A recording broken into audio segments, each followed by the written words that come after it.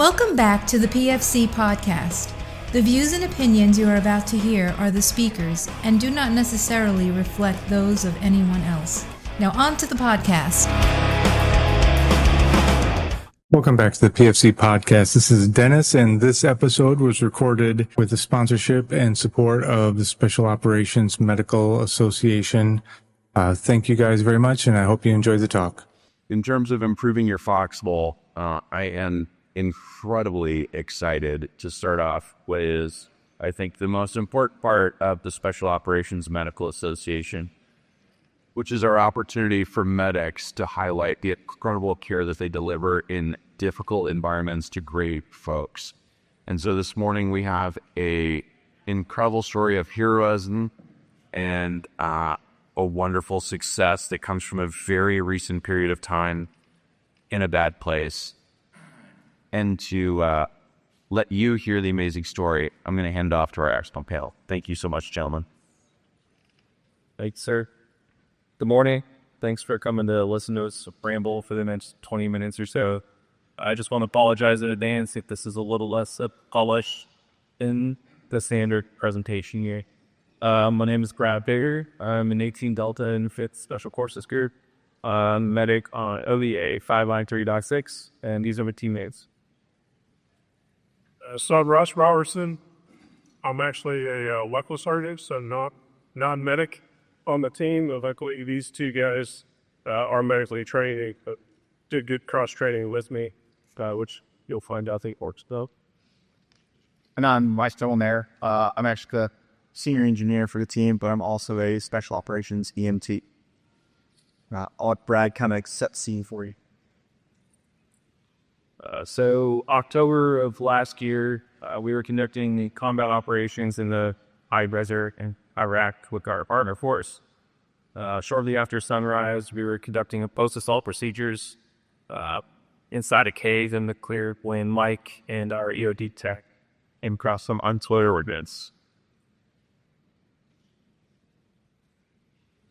So me and my DOD tech heading inside, found a couple of these to UXO, decided to go ahead and take care of those. We laid charges on them, back out our cave, blew it. Once the smoke and dust settled, we went inside to go make sure the bit was clear. And as we were kind of checking a little bit deeper in the cave, all of a sudden I heard pop. I believe it was probably a gunshot. And then we both looked at each other and were like, hey, get out. And it's not a place to do CQB in a cave. So we start getting out of the cave. The next thing I know, there's a second pop. That was the name that took out my left leg, right about at the knee. And then as I'm continuing to move out of the cave, we had a third pop that broke my right leg. And then right as I got almost to the entrance of the cave, there was a fourth pop, which pretty much disabled my left arm. So at that point, I was pretty much just stuck near the entrance of the cave, had really no way to get out. And so I yelled for help, and I got Brad was there and wasting that time to jump in and pulling me out. From just outside the cave, so I heard the commotion, a couple pops and a bang. I'm initially thinking IMD, so I yell into the cave for Mike. He says, I lost my leg, I'm trapped. I pull out a large coil of hosing that was blocking his way out.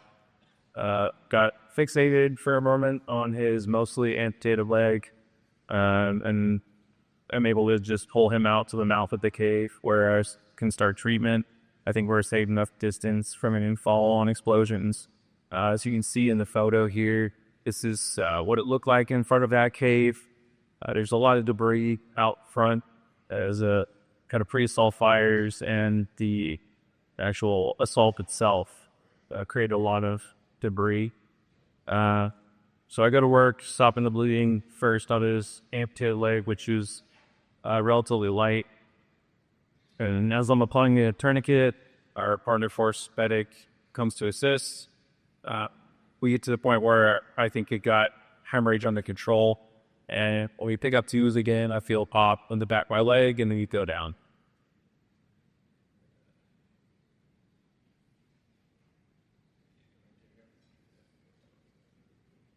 So quick out on that one too. There's a little bit of a theme for this whole thing. Is that humor is a big help.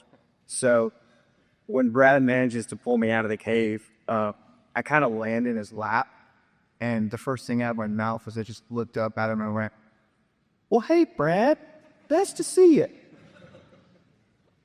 But yeah, he starts working on me, getting tourniquets all along our course medic, and unfortunately, situational awareness wasn't super awesome. I think I was the only person that actually was tracking that there were people throwing grenades at us. I think everybody else, to include even maybe my EOD tech, we're all under the assumption that I triggered a BT trap of some sort, and that's what caused all ruckus. So we're, Brad's getting the tourniquets on me right there at the entrance of the cave, and next thing we know, gunshots start ringing out, and Brad winds up getting hit.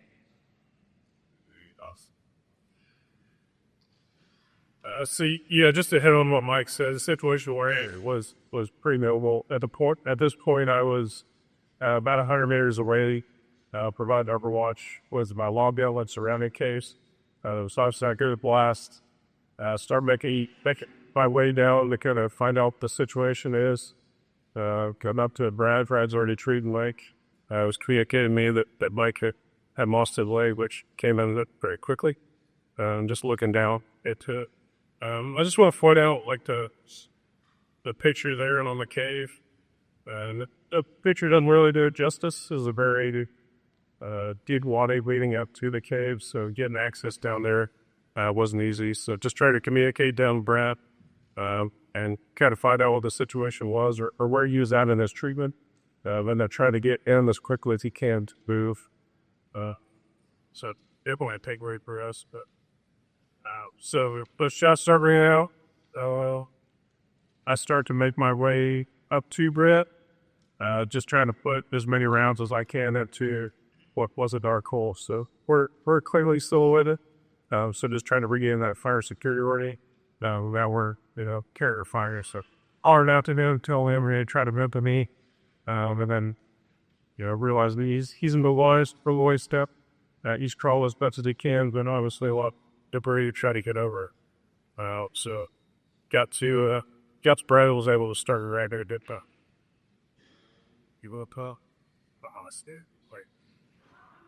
He doesn't do justice. When he got up and started to go reception fire superiority, it was the coolest thing I've ever seen in my life.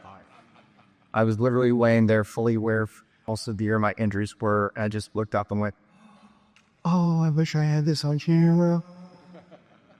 It's truly really cool to see. And also at this point too, once Brad's hit, he actually tosses me just perfect because he winds up putting me right behind that big rock in the middle area. So as the gunfire is going, I'm actually shielded by that rock. So he actually tossed me in a cup. So gunfight ensues. I'm returning fire from their back, kind of a seated position. Forgot to mention that Ross had called out to me as I'm treating Mike to move him as soon as possible. So he's communicating well, telling me move to cover. I'm already returning fire, so we're in contact. He fights his way to me.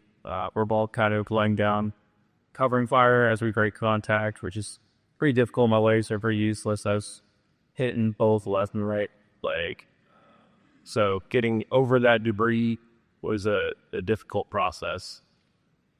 We're able to, at some point, eventually get to some low ground to hide cover and kind of get to the point where we can really start rendering.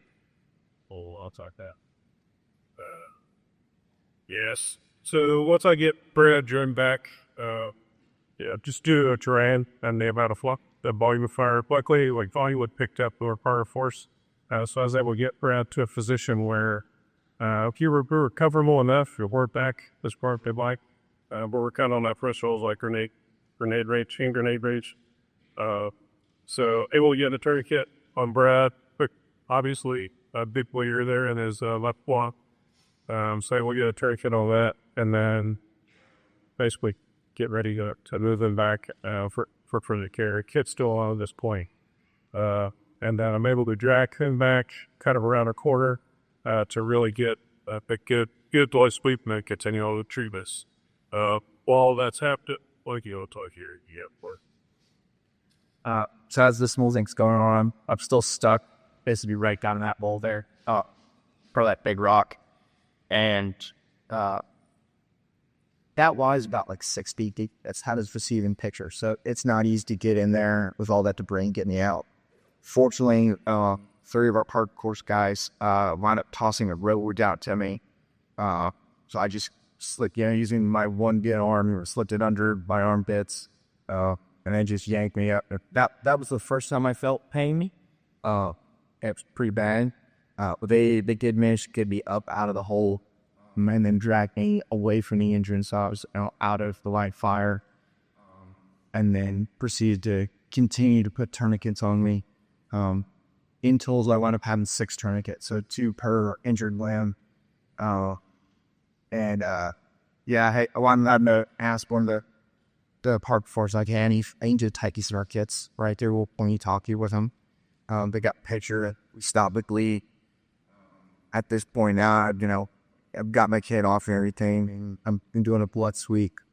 And I checked the neck, checked my chest, my back. I was like, hey, no injuries to thoughts. We've, controlled the bleeds. I'm still conscious. I'm alert.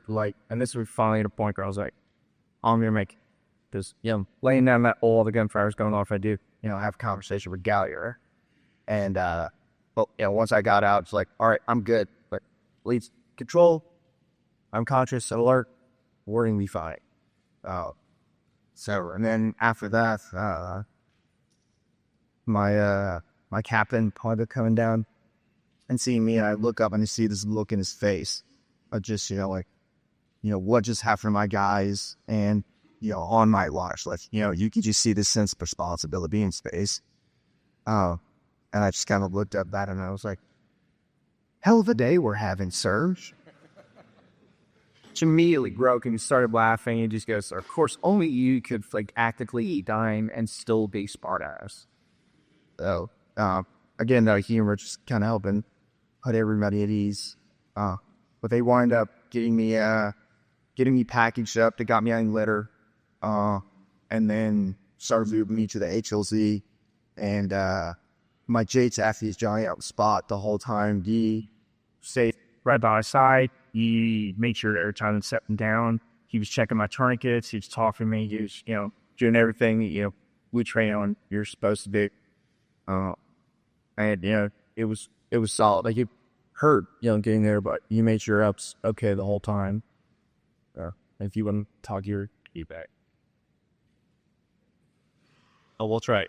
Been along a little bit, but so Ross does a good march assessment on me, controls hemorrhage from both legs. We ended up kind of considering to apply tourniquets to my main bleeder on my left leg, one at a time.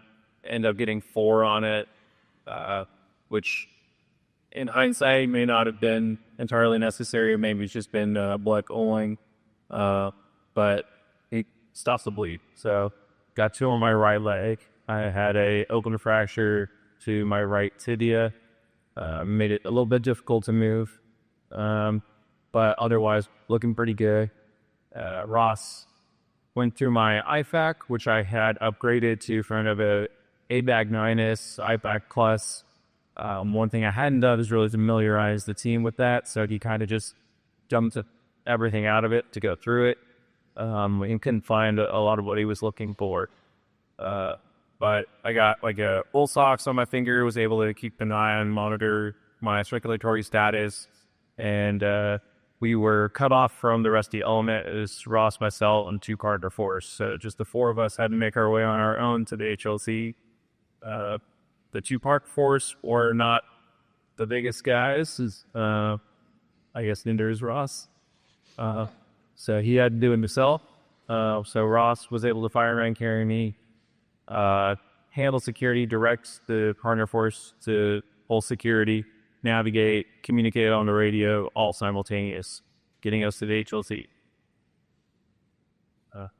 want to talk about shooting at it, though. I'll just say, like Brad mentioned, 4 tourniquets on that one leg. Having used soft T whites and cats, my partial to soft T white. Not that cats don't do the job, but somebody like Brad with some pretty big beefy quads, obviously that pain is going to ACL move once that tourniquet needs to crank out, and that's painful for the patient. Velcro is slipping. So even taking that tension out, tightening that windlass, that Velcro start to slip on his leg. Just the amount of pressure he's under, and I cranked that windlass go. It was I started turning like your spots at bed.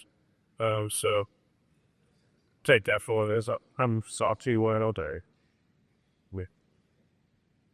Yeah, and I should tell him to back it off a little bit, but he's a Bravo art. On the movement, we had to stop multiple times. We're going several hundred meters. It's just Ross carrying me. So he's going to about muscle failure, setting me down. Every time he sets me down, it does a good reassesses all treatments, tourniquets. At one point, I'm kind of a blood trail. So we decide to pack my left leg and do a pressure dressing. But he's doing a good job reassessing every time we sat down. I did tell the partner course that we got to try and have somebody else try and carry me. So we took the bigger guy. He's pretty big for a partner force, probably Ross's size. And he got about 10 steps in before he just about dropped me. So Ross said he'd take it the rest of the way. Eventually we make it to the HLZ. He's definitely exhausted at this point. So this picture here, yeah, that's me. You can see my right leg is not the way God intended it. But yeah, they want getting us to the HLZ. I think I arrived a couple minutes before Brad Ross did. And like I said, my JTAC is mandatory checking everything on me constantly the whole way there. And then I think when the partner force set me down, they set me down on a hill with my head downhill, which, my JTAC and I both got pretty upset about and yelled at him. So they turned me around pretty quick. But again, he was yelling on the spot, making sure I was taken care of. And then at one point, I did have to ask a favor. Said, hey, brother, I need you to do something for me. He goes, yeah. He goes, anything, man. I was like, I need you to chip balls. It's not fault. I got you. Make sure everything's good there. And then, we get the point. He's let me know that we had our other medic who was there. He was on his way. So we were in 2 different objectives, some distance apart. And so the other medic, he's on his way. And he's letting me know, hey, I can see him. He's at the bottom of the hill. So cool. Tell him to get me 30 milligrams ketamine. He's like, all right, cool. I hear him repeat it. Comes up, and we're getting ready to leave. Bertson's bound. And so our other medic comes up and goes, hey, man, like, I'm going to go ahead and snow you out first transport. Okay, cool. And so we wound up giving both of us 100, and we went out. And then that was probably, I think we both agreed, that was actually the worst experience we had that entire day, was being in the keg hole. That was as close as I can describe to being in hell. It was just a world of shapes and colors, and I pretty much thought I was dead. And there was a set of rules that we couldn't figure out. And so we couldn't interact, and it was easily the worst experience I've ever had in my life. And I remember at one point waking up on the bird for a couple of seconds. I looked up, I realized, I was in a UH-60, and then I was right back out. And then the next thing I remember was waking up in the hostel of Bad Guy, and it was just an absolute feeling of elation and euphoria because I was no longer in that place. And when I opened my eyes, the first thing I saw was my friends, right? I saw the other medic on our team, and I looked to my left and I saw you sitting in the other bed, and I was like, oh, thank God I'm not there anymore. If you want to harp on that as well. Yeah, a very similar experience. We both received 100 milligrams ketamine, IM. And I think in retrospect, we were a bit too afraid to use something like Dazzlein to assist with that because of our circulatory status. And I think it would have been useful, and I think I wouldn't have done the same thing because we think of Dazzlein as kind of a nice to have and not a need to have. But moving forward, I think it's much more a need to have. My KL experience was very similar. It was mainly like I was struggling with being able to have any effect on myself or the outside world. So just no control. And the same, I probably thought I was dead, and it was an experience. Also got the euphoria coming out of it, then in the hospital and seeing those friendly faces. It was huge. The other medic, he was able to fly with me on my medevac, and I woke up at some point and saw his face. I think I got fentanyl at that point too, so I was feeling a lot better. You want to talk C3? Just probably the simplest brain route. So as a non-medic, like seeing from the outside, seeing how these guys were reacting to the thing. I remember Brad saying over and over and over again, there's one life, and then trying to fight to keep ID access as he's going into that keyhole and becoming combative. So something else to think about. We've always talked about ketamine from a provider standpoint, but we've never looked at it from a patient standpoint. So now that Brad and I have seen both sides of that coin, I know we're definitely the trees a little bit different going forward. As far as like sustained improves go for this whole event, one of our big sustains is heavy cross train. I literally just before this deployment, I had taken the special operations versus medical technician course. I actually called my instructors after the event. I was like, hey, thank you so much for that information, because the fact that I was able to track my own progress and my own status just put me at ease. Like, that's what kept me calm the whole time, was knowing what's going on with my body while in that traumatic state. Also, Ross over here, and the cross-training, he was able to get a stick on Brad with no restrictor band, like first time go, and then wound up getting the second one later on, the HLZ. My JTAC, like just constantly making sure I'm checked out the whole time. Everybody just kind of jumped up and filled the gaps, and it was awesome watching my team kind of come together. Then another, what season Brad did they? Just gonna try and get through some more while we still have some time. And improve for myself, definitely, that I was attempting to implement in training prior to this operation. We definitely will be much more intentional about it in the future, is making myself get into a test march sequence, and that has kind of was security, and I know a lot of guys use that as security, but for myself, it's more of a situational awareness. So I think security is part of that, and it's just gaining an understanding of the situation, and just continuing through that cycle every time you restart your march sequences, just hitting that situation. A lot of sustains, I think, that we hit on before, like cross-training. Also, training to fight through injury. I hate it when guys go down in training and they just get grazed. So I think if you train that way, then you'll fight that way. And you fight like it. Also training for the B-medic and or the biggest guy on the team to go down and have the smallest guy carry him. It was kind of a Q course thing.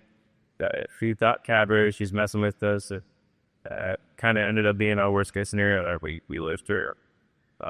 Also, Ross did a good job of directing the casualty to move myself, and like staying in constant communication with the casualty, getting feedback from him. You're getting a good idea of what the situation is, his status, and it's good for the provider and it's good for the casualty. It was good for me to stay in contact with him.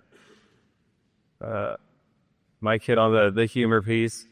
We do a training, and I think some people don't really understand that, think we're not taking it seriously, but it was helpful actually in the moment to kind of calm everybody. It's helpful for the patient, it's helpful for the provider. Right. Yep. Yeah, once we got to the HLZ, I do remember my captain coming over to me, trying to, reassure him, hey, the bird's on the way, you would be okay. And it's just before Halloween, I looked over at him and I said, sir, I'm going to have a really great Pyroc mission. And it's one of those things that just calms everybody down. And use humor. He's the best medicine. I think the last one I want to hit on is we had great advocacy, starting basically really on the X-Wiz with our teammates, but when we got to Roll 3, we had the other medical with us. We had Ross with us. Ross stayed with us when we got to Orange Dole, when we got to Walter Reed. And then when we got to Walter Reed, we had a lot of people who were looking out for us. Andy in the audience here. We had some guys from the unit that was just extremely helpful. It was a really difficult time for my family, for my wife. That was probably the hardest part for me. It was the impact it had on my family. But they were here to help, and we really appreciate it. Yeah. We'll show some slides with our injuries that you can stomach here. It's really not that bad. This is mine. This is my left leg. This is anterior on the left, posterior on the right. This is my right leg. This is the open fracture. Took a direct shot to tibia. It was non-displaced, so not too bad. Basically had like 4 different pulls in that one. And then a couple direct bullets kind of just lodged in my right glute there.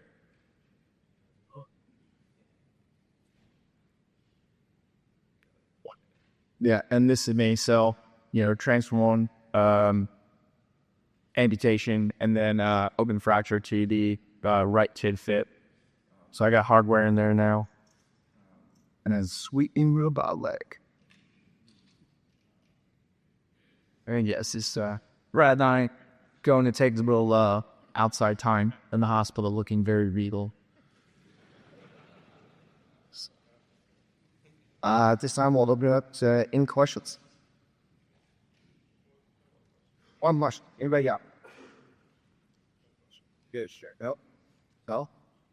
Thank you for your time. Appreciate it. But that being said, yeah. So you stated you had a bad experience with the ketamine and that you had done things differently. What would you have done differently as far as pain management? I'll let Brad speak on it as well, but for me going forward, we're going to keep ketamine at lower doses, i.e., just give them a bump to take the edge off, keep the pain down, to keep the patient conscious. Also nice to have a conscious patient to talk to. Or if I do have to put them under for whatever reason, is definitely use a benzo like Dazodin, Ativan, whatever we got on hand, just to keep them calm and try to prevent that traumatic experience for the patient. Thank you. Yeah, I'd agree with that. It's mainly just using the correct dose. We were taught correctly. It's just not enough, I think, training that we get ourselves to make sure we were using the correct dose. But I think also the use of midazolam, I think I would get probably like 2 milligrams after talking to some providers, and they were saying that should be safe even in a hemodynamically unstable patient. It shouldn't be a factor. So I think definitely a lot more training and use of ketamine with benzodiazepines. Thank you.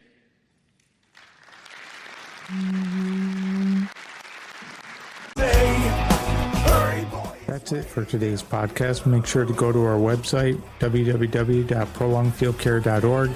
check out our free downloads and a ton of other helpful information. Grab a bag of our fresh roasted PFC coffee, links in the description below, and stay on the bleeding edge of combat and austere medicine. This is Dennis for the PFC Podcast, out.